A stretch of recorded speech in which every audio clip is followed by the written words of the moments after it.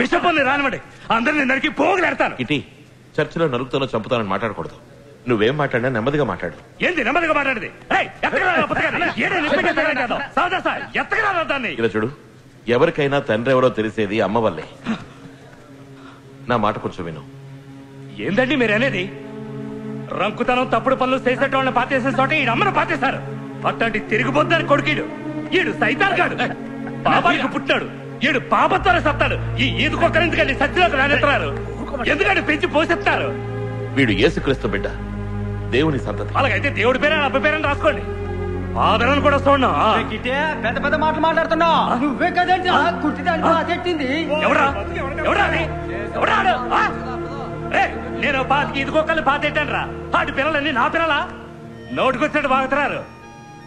కావాలంటే చెప్పండి రా, ఊడిసిన కుక్కల్ని తీసి బయట పారేస్తాను. నేనేం కావాలన్నా చేస్తాను.